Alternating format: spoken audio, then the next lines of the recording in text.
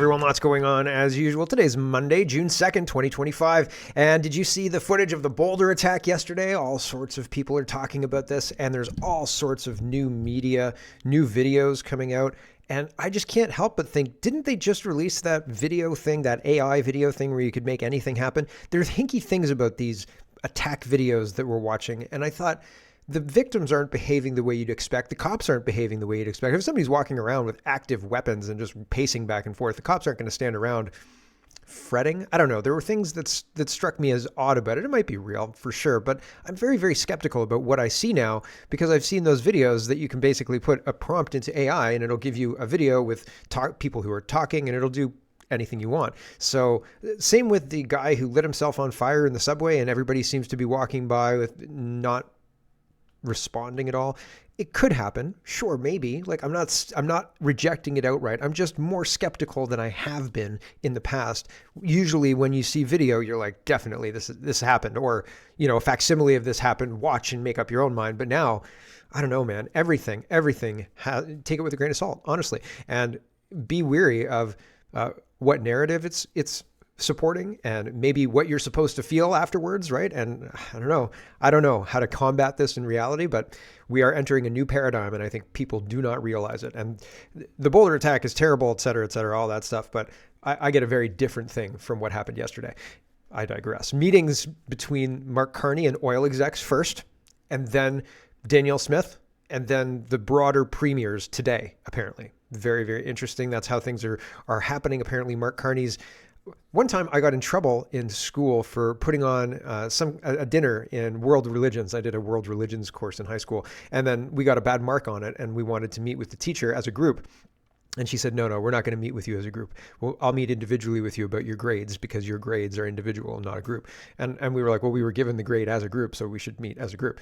And so she didn't want to be ganged up on, basically. So she cut us up. She separated us and then dealt with us individually. And in doing so, removed our power. And so Mark Carney's meeting with the oil execs and then Danielle Smith and then the premiers more broadly after telling Danielle Smith to get stuffed. Right. So that's my prediction. We'll see.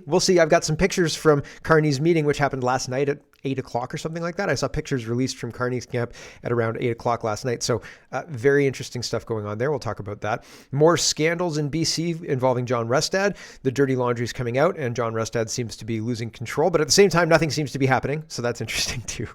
Mark Carney's new chief of staff is a climate zealot. We'll look at that. Censorship over ballot box. And Liz Truss is talking about the globalists in charge. And we have to talk about the globalists in charge and the ongoing invasion. And then we'll talk about the meet and greet and do our grab bag of governance. And I really, really want to talk about the fact that the Russian war is now hot, but it's later in the show. It's going to be in the paid show today because there's so much to talk about. It's crazy. There's so many things going on. It's wild, but the Ukraine and Russia thing does go hot and it's a big deal considering the peace talks and the timing and the context of all of this. So man, there's lots to get to. Let's get to it first. Liz Truss is talking about the globalists and what's going on across the West is unmistakable. And even former prime ministers of England are talking about it. Here's Liz Truss to say, man, it's super weird that these things are happening across Europe and across the West. And it seems like the same people are in charge. Same people are pulling the strings. Here she is. We can see the same thing happening across Europe. We can see the left not trying to fight battles through the ballot box, but instead trying to restrict free speech, instead trying to restrict who can even run in elections. So Marine Le Pen has been banned from running in France. The AfD have been described as an extremist group. We can see interference in elections in Romania and across the European continent. And underneath all this is a very, very powerful network, a globalist network that is well-funded, well-organised, and is pursuing an agenda of their own ideology. And we can see the same. Yes, and it seems other people are seeing what I'm seeing, even high-placed former prime ministers. Interesting, right? Brian Lilly. And part and parcel of this is what I'm trying to highlight here is the tactics used by the globalists to destabilize multiple nations. The United States, Canada, United Kingdom, Australia, all of the United Kingdom, including Ireland and so on and so forth, and really all Western countries. It's incredible. It's the same MO, it's the same plan, and it's rolling out. And not that nobody seems to be connecting the dots, but it's interesting. If these people were waving Canadian flags, they'd be under arrest. But because they're agitating for Palestine, this is a protest that's sanctioned, and the police have been told to look the other way. So they look the other way. Brian Lilly says, I'd say blocking vital transit infrastructure is something that should result in arrests being made. Instead, these protesters, domestic terrorists, keep coming back to Union Station in Toronto and taking it over. Palestinian Youth Movement says, now in Toronto, protesters have taken over Bay Concourse at Union Station. There can be no business as usual while Gaza is under attack by the depraved Zionist state. So here's this.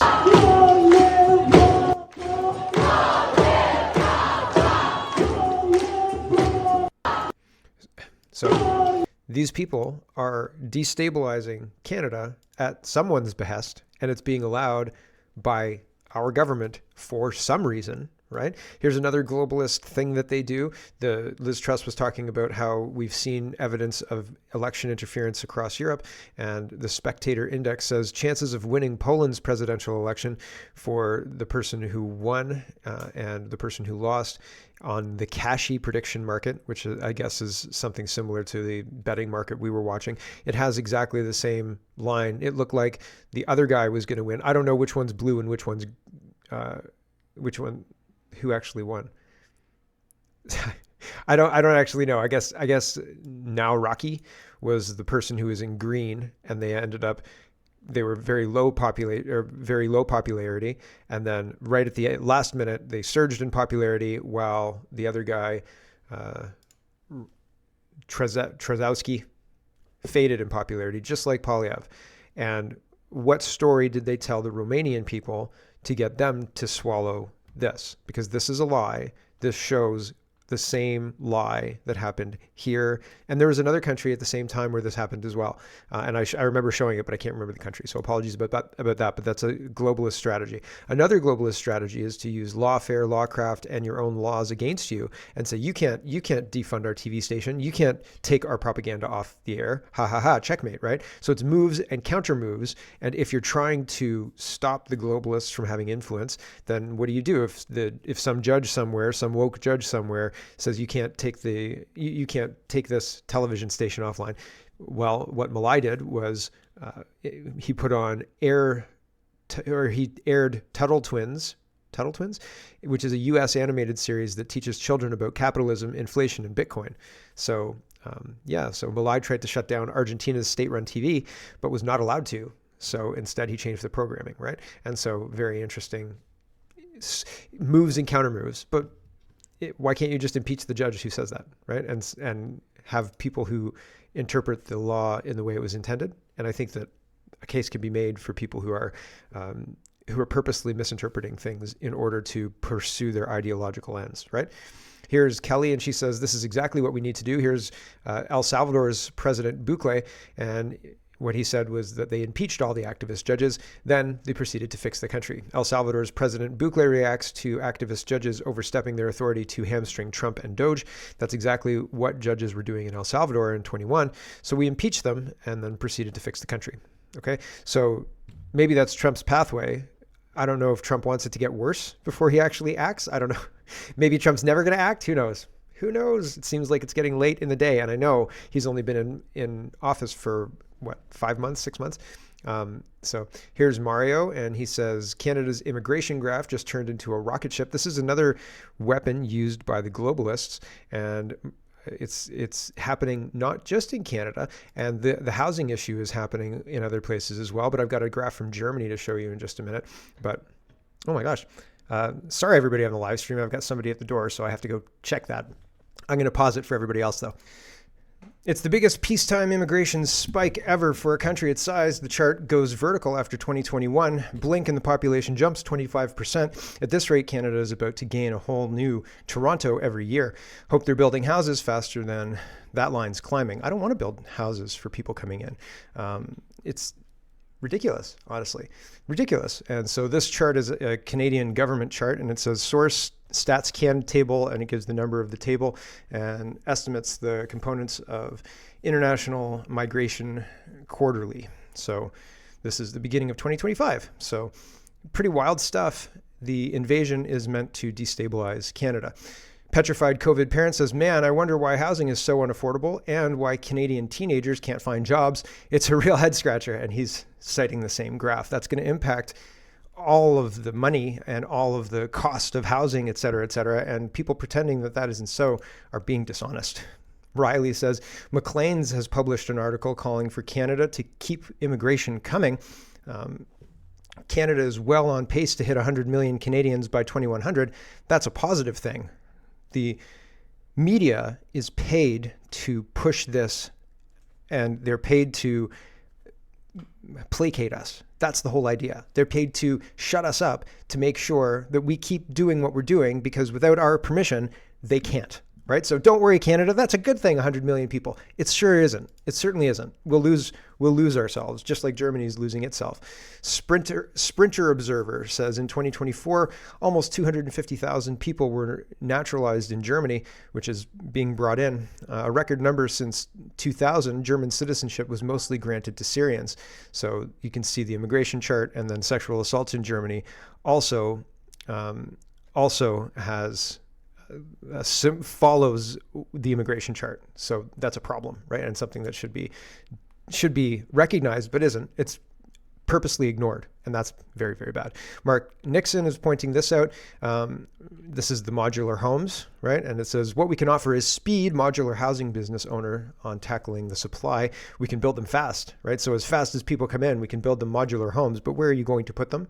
Are we going to build a new Toronto every couple of years or every year? Because the rate of people coming in is now 2 million people a year.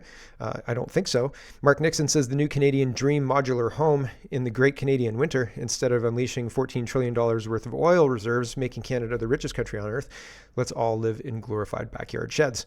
Well done, Canada. Yeah, I mean, right. And Joel says it just so happens that Brookfield Asset Management owns a modular home company. So shocking. I'm shocked. I'm absolutely shocked. Do we have any financials from Mark Carney yet? No? Oh, okay. Mark Nixon says Toronto condo market is collapsing. Now check out Greater Vancouver. So one of the other things pointed out is we've got all these condos. It's almost like supply isn't really the issue, right? It's almost like they're trying to, in a sale, you try and manage an objection before the person thinks of it, right? You try and make sure that objection is not a problem. And so we are... in the face of the immigration thing, 5% of the population, which is 2.1 million, which is very high, much higher than what we're used to, much higher than what we've had historically. We are being managed. Our objections are being managed like a salesperson manages objections before we can say, hey, we don't have enough housing for this. How can you possibly bring in more immigrants? We can't house them. Don't worry. We've got modular homes, Canada. We're going to house them in modular homes. It doesn't solve any of the problems. It just manages that objection. That's it. And it's crazy town.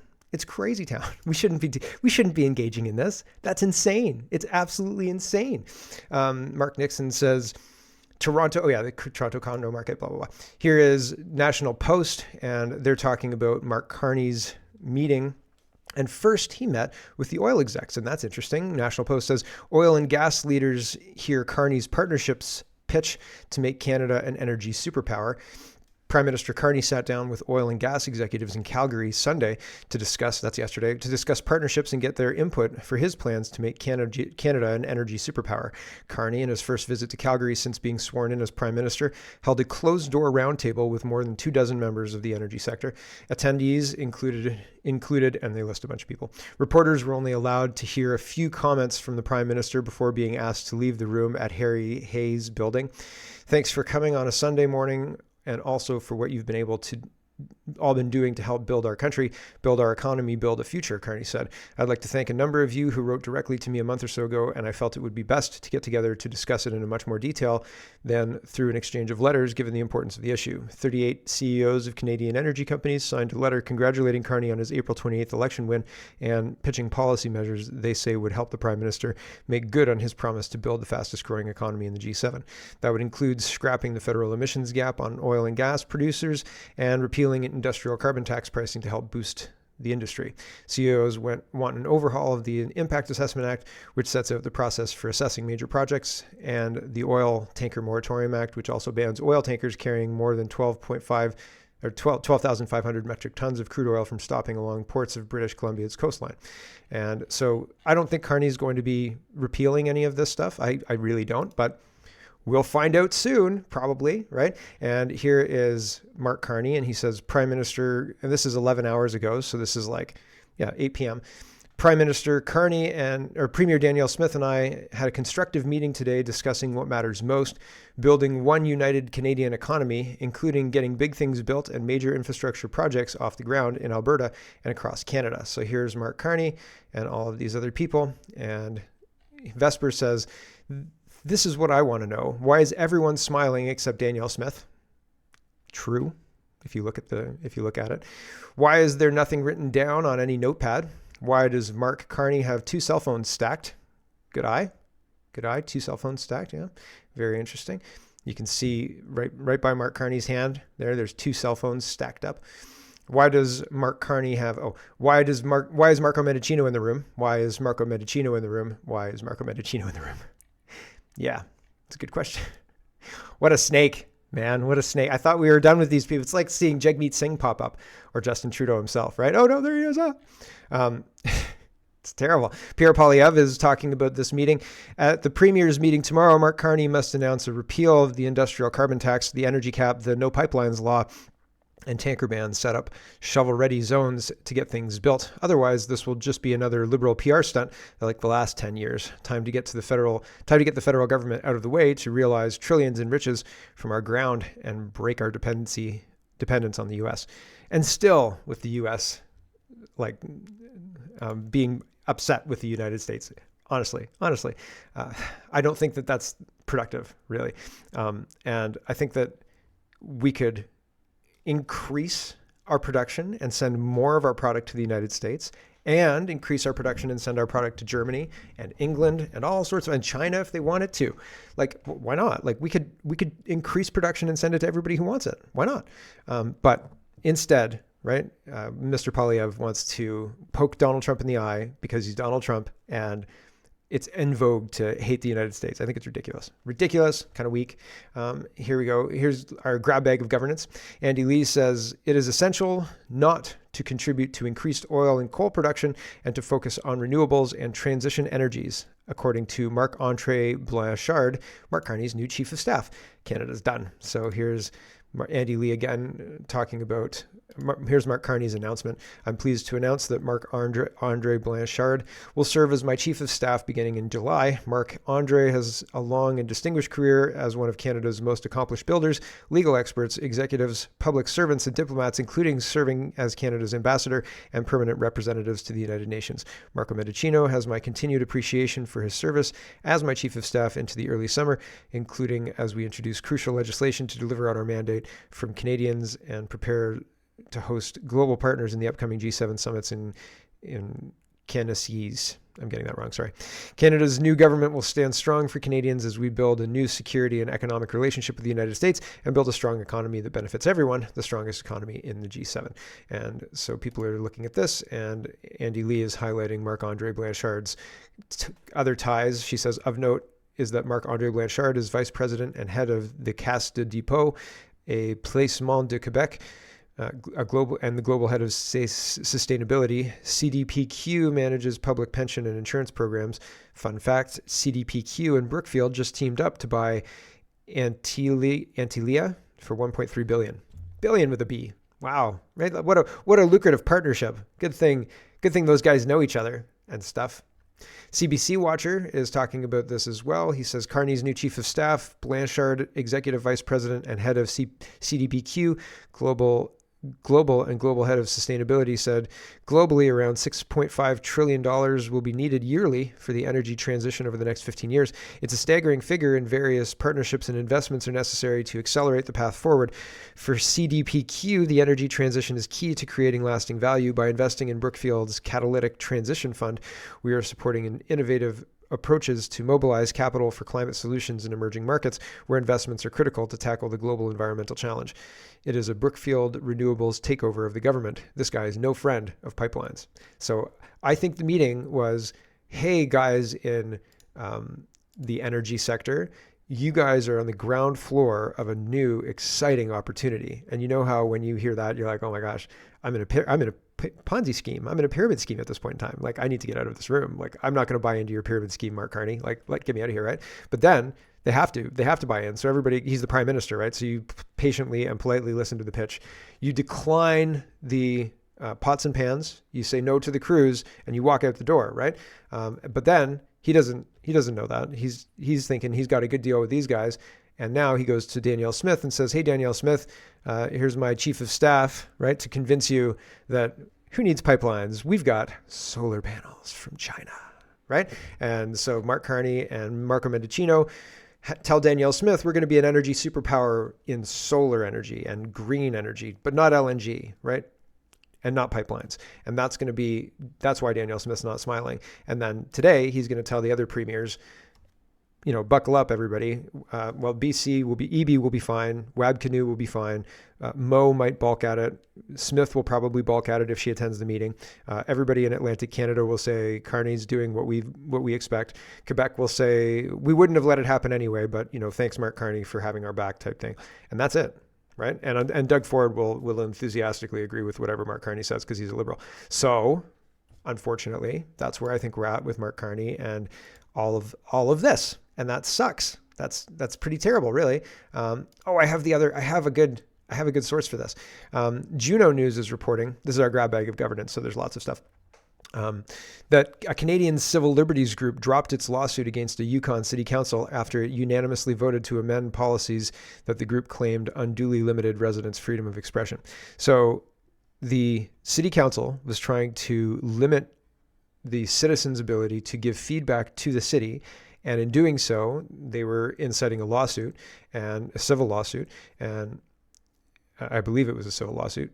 Oh, it was a civil liberties group, a lawsuit against them. And so they dropped their lawsuit because they dropped their censorship stuff. And I have a better article for it, but I'll just mention it when I've got it. I'll put it link is in the description. I was trying to find it earlier, but we had 61 tabs today, so I just got lost on it. And I was like, I don't know where I put it.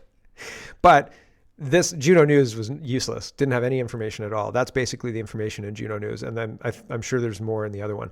But that's good news because at least legal pressure works. But bad news because it's not cheap to put legal pressure on a city council. And it's relatively small in the Yukon. There's very few people. In Guelph, I don't know that would work. I don't know that you'd get anybody to write a letter or put a civil liberties group would put any pressure on Guelph because they're probably being paid by Guelph. So unfortunately, I don't know that this really moves the needle, but at least they backed down. So, and at least they were afraid of being caught up and being viewed as being against or counter to the law, right? So that's something. And I'll speak up when we come across it again. Here's James, and he's talking about Keir Starmer, and this is where Starmer is promising to reduce immigration, and that's a lie, and James Melville highlights this. It's another lie. Yesterday, 1,200 migrants crossed the channel in small boats. Okay, so that's crazy. This is before Starmer got, I believe this is before Starmer got elected or shortly after he got elected. This isn't recent, but this is a promise that he's breaking daily. So here's Keir Starmer. This is what would have happened if Pierre Poilievre got in. The immigration wouldn't have slowed. It's pretty much what's happening to Donald Trump as well. He's being criticized because his deportations aren't fast enough, not even as fast as Obama. But the difference is Trump is prioritizing criminals and not going after low-hanging fruit, run-of-the-mill illegals, if you will, right? And so it's a different breed. It's very difficult group to deport, I think, when you compare the two groups, if you compare the two groups. So it's interesting to watch all the rhetoric about it. And when you look into it, and it's like, well, that's accurate. Yes, that's true. But there's more context that explains it a little bit, right? And you should consider that. Anyway, here's Keir Starmer talking about securing the borders. A one-nation experiment in open borders, conducted on a country that voted for control. Well, no more. Today, this Labour government is shutting down the lab. The experiment is over. We will deliver what you've asked for time and again, and we will take back control of our borders. A one-nation experiment in open borders. Yeah, we will take back control after we hand control to, the third world or Sharia law or whoever else is running Britain right now, because it sure as heck isn't the British people. Here's Toby. He's the CEO of Shopify. And man, so one of the things that I make sure that I set up in my businesses is that I own the infrastructure that I build on. I won't build a page on Facebook that people pay me to access, because Facebook could just turn me off. I found that out on YouTube, right? And YouTube, that was one income stream from YouTube, because that was advertising from YouTube, but they shut me off, right? And they shut me off when I had almost 15,000 subscribers. And so, and watching people who have 100,000 subscribers, because I know how much 15,000 subscribers is worth on just ads, right? And I wasn't doing anything even special. I just had ads turned on. That was it. No subscription at the time, no nothing. But they could just turn you off. You don't do that, okay? And so there was a company that I was helping years ago, right when Shopify came out, and the company said, "Hey, what do you think? What do you think about going to Shopify?" And I said, honestly, like, if you want to keep your customer data within your possession and secure within your possession, the only way to do that is to do it on your own infrastructure. You can't do it on anybody else's infrastructure, because they could have somebody say, "Show me that person's stuff." And the admins, and when you have a store on Shopify, they're the admins of your store, can see everything. They can see absolutely everything. There's nothing that's hidden from an admin, right? Because it's just files. You can see everything. It's like that Picard thing. I've seen it all. It's too late. I've seen everything.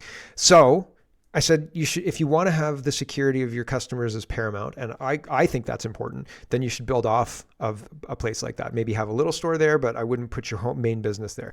And it's also expensive, but that's another story.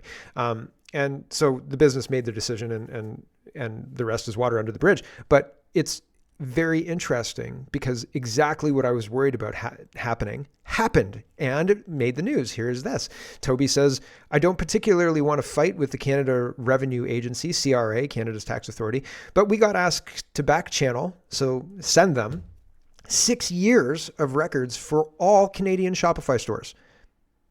That's crazy town. This feels like low-key overreach to me. Low-key? That seems tyrannical to me. It's none of their effing business. No, go away, right? Like, so it seems absolutely bonkers to me that they can go and say, "Hey, it's illegal." The government could even move in such a way to say it's illegal to have a store on anything but this platform. You can have a store all you want, all day long, but we have to have all of your financials at any time, period, right? And like, it's very, very tyrannical. It seems tyrannical to me. So here's Toby again. He says, "Some really good thoughts on this case by Senator Colin Deacon," and it's from LinkedIn. So CRA targets Shopify customers, wants 6 years of tax records. Crazy town, right? Crazy. Absolutely crazy. And it's concerning, because they don't have any right to that information. If they want it, they can audit the business individually. They should come at it from the front, but they're not. They're coming at it from the back or from the side or wherever. So that's concerning to me. Ron says, how long are we at? 30 minutes. Okay, right. Ron says, "This must be one of the most outrageous judicial outcomes in recent memory. I often talk about how our courts are working against us. We are not in a situation where we are in control of any of our institutions. The institutions we built to protect our country, our communities from people who may act outside the laws we agree on and pass, have been turned against us." Here's another example. I don't like particularly doing true crime stuff. I mean, I do like true crime, but this is not a crime blotter, because I could get filled up with crime stuff all the time. But I'm just trying to point out what's going on, and it's very, very concerning, because this is less crime, more, "Hey, have you noticed that if you get in trouble by the courts, they're going to throw the book at you," but not at people who are actually dangerous, right? If you do something like say that man's not a woman on social media, man, you're going to jail. But if somebody stabs people, it's like, well, there was mental health issues there, even if they kill people, right? In Pickering, scary stuff. So Ron says this might be one of the most outrageous judicial outcomes in recent memory, and it sets a dangerous precedent. In a case that should have been open and shut, we watched common sense get overruled by ideology. Here's what happened. A Peel regional police officer was on patrol when his onboard system flagged a vehicle. The alert indicated that the registered owner had a suspended license and an outstanding drug charges. The officer, who's South Asian, didn't target anyone. He responded to real-time data exactly as he's trained to do. He pulled the vehicle over, confirmed the driver was the registered owner, and arrested him for driving while suspended. That's not legal. That's not just legal, it's expected and responsible policing. Before towing the vehicle, the officer conducted a standard inventory search, as is routine when a vehicle is being impounded. It's done to protect property, avoid liability, and ensure no weapons or dangerous items are left behind. During that search, they found a loaded illegal handgun hidden under the debris in the back seat of the Jeep. That should have been the end of it. Suspended license, outstanding charges, illegal firearm, lawful stop, lawful arrest. Instead, Ontario's Superior Court Justice Renaud J. Mendehane, threw it all out. She ruled that the stop, the search, and arrest were tainted by systemic racism because earlier that same day, the officer didn't handcuff a white woman during a separate traffic stop. Based solely on that comparison, the court found the officer's actions towards the black male driver were racially biased. As a result, the evidence was excluded. The man caught with a loaded gun walked free. The justice was appointed to the bench in 2020 by David Lametti, Minister of Justice and Attorney General of Canada under the Liberal government. Before her appointment, she served as Chief Commissioner of the Ontario Human Rights Commission. Where she led inquiries into systemic discrimination and became widely known for her advocacy for marginalized groups, including prisoners with mental health issues. Peel Regional Police has one of the most diverse leadership teams in the country. As a former Peel officer, I can personally attest to the service's zero-tolerance approach to racism and discrimination. Peel Police is the national leader in community outreach and engagement, particularly with marginalized, racialized, and newcomer communities. That's not a slogan. It's embedded into the recruitment, training, and daily operations. So it's just very interesting how activist judges are promoted and anybody with sense is removed. Here's another way to change culture. Do you remember growing up with the Blue Jays playing cricket? Oh, because they do now. Petrified COVID parent says, it's so nice to see the Blue Jays doing this because in Canada, we all grew up playing cricket. Toronto Blue Jays says, happy cricket day at the ballpark. Huh, right? Super duper weird. Cricket day at the ballpark, eh? He looks happy. Doesn't he look happy to be doing cricket day? It's like, I've never watched cricket in my life. Cricket, right? Why? In England, similar. Removal of culture, et cetera, et cetera. Darren says British pupils are being taught that Vikings were not all white and that some were Muslim in an effort to ditch Eurocentric ideas in the curriculum. This isn't history, it's ideological propaganda. They're rewriting the past to erase British identity. Britain has had enough of lies, smears, and cultural sabotage. Yep. Canada too, but we're going to continue to endure this because it's not enough yet. It's not enough. People aren't done. Here's another example of judicial cracks, people having a justice system that doesn't work for them. The Irish justice system is a complete farce. The shooter in Carlow last night was out on bail for serious gun offenses. Dangerous individuals should not be allowed back on the streets before the case has been heard. So a man who fired shots in Carlow shopping center before he died was on bail for firearm offenses. The man in his early 20s was before the courts last year after buying an assault rifle on the dark web. Right? So, okay, on the dark web, assault rifle, because it's Ireland, right? So wild stuff. And why is Ireland doing what Canada's doing, letting criminals out, violent criminals with gun crime history and things like that, to destabilize the country? That's what it is. We're going to kill the stream soon. We're going to kill the stream real soon. Holly Doan says, typical Canadian television viewer as a senior citizen, says new CRTC researcher, the typical subscriber to cable, satellite, or internet TV is most likely to be age 65 or over. Yeah, nobody who watches television anymore, they're lying to you. And the television programs suck. I'd rather watch a documentary. We've been watching a surfing documentary because it's just about surfing. And it's like, oh, cool. I could never do that. I could never surf. Never. Like I couldn't do, if somebody said, hey, we're going to get you on a wave and it's going to be super cool. Like I can swim and everything. I just don't want to surf. Like, and I mean, I'm watching, it's called The 100-Foot Wave and it's 3 seasons. Very interesting. Super good. But when I say I don't want to surf like 100-foot wave, even probably not like a very small wave either. Like a wave that I watched there's a kid named Beryl, and he surfs, and he's quite good, but he surfs on little waves, and because he can't surf the big ones yet, but I'm sure he's surfing big ones now. I don't even think I'd be able to surf those little ones because it's just not my thing. No thanks. Okay, we'll do this one. This is BC elections, and then we'll kill the stream. Tim says, this is a text that I sent to John Rustad 1 week before the AGM. He did not reply. John, I hope you're well, and I'm looking forward to seeing you at our AGM. Section 11.1 of our party's bylaws requires the leader to remain neutral during elections. Did your team not advise you of this before you endorsed a slate for the board? I support a number of your picks, but I'm concerned about the effect of your endorsement. Oh, I think I've read this before. Maybe I've read this before. No, it's from June 1st. So I don't know. I think I've read this before.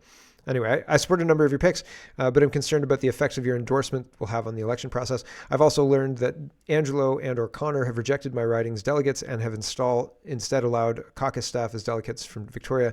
Would you ask them to consider options to mitigate the appearance of bias in this process? For example, your next message to delegates and MLAs could clearly state your encouragement that each delegate vote for the candidate of their choice, whether or not he or she is on your slate. 2, you or the board could review the delegate selection process with the EDs to ensure fairness and transparency. In my riding of Victoria Beacon Hill and others, there's been no clearly stated criteria for delegate selection. Clear, fair criteria will give everyone confidence in the integrity of the process. As you may know, I am running for president. If elected, I will do everything in my power to help you be the best leader possible and to strengthen this party with conservative, competent, and accountable leadership on the board. P.S. You guys had a great first week in the legislature. Great to see. Happy to talk by phone anytime. Best, Tim.